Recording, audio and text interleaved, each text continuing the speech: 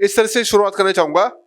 मैं सावन और तुम जब भी मिलते थे हम तीन यार, ऐसा लगता था कि हमारे सामने तनाई हो जाती है लाचार।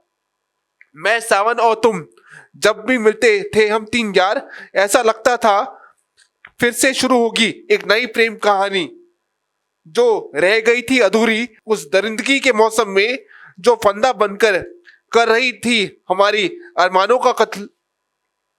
मैं सावन और तुम जब भी मिलते थे हम तीन यार, तो लगता था कि वो पूरा दिन लौट आए हैं एक लंबी छुट्टी के बाद।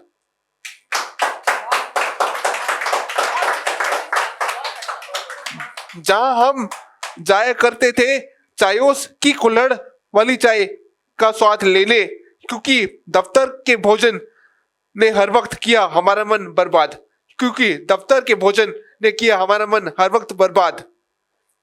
और कैसे भूल सकता हूँ, धन्यवाद। और कैसे भूल सकता हूँ मैं वो सावन की शाम, जब इंद्रदेव के प्रकोप से बचने के लिए ले रहे थे सब प्रभु का नाम। तब तुम्हारे नृत्य ने जो भरा लोगों में जोश, क्या बोलूं मैं, ऐसा लग रहा था कि देख रहा हूं मैं कोई सिनेमा।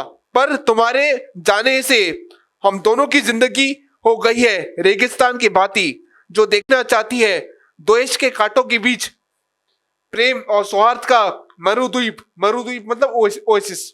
जो लगता है मुझे कि तुम ही ला सकती हो, जो लगता है कि तुम ही ला सकती हो हम दोनों की जिंदगी में, क्योंकि तुम्हारी मुस्कुराहट की बारिश लाती है सारी दुनिया में उम्मीद की हरियाली।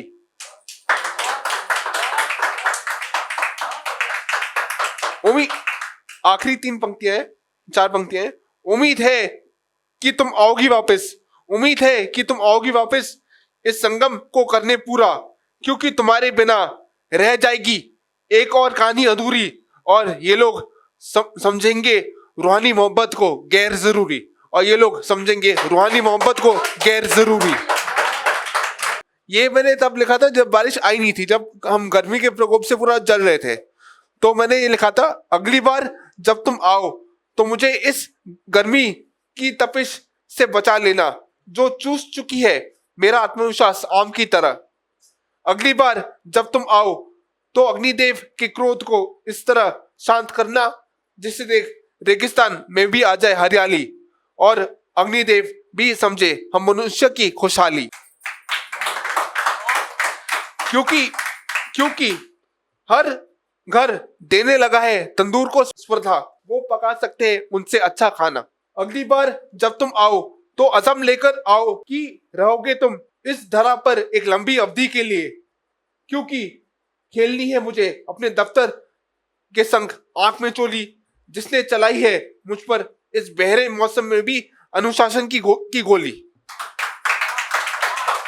फिर बोलूंगा कि अगली बार जब तुम आओ तो नहीं करना कोई जाने का बहाना, क्योंकि इस पापी गर्मी के प्रकोप से नहीं कर पा रहे हम मौत को रवाना, क्योंकि इस पापी गर्मी को हम नहीं कर पा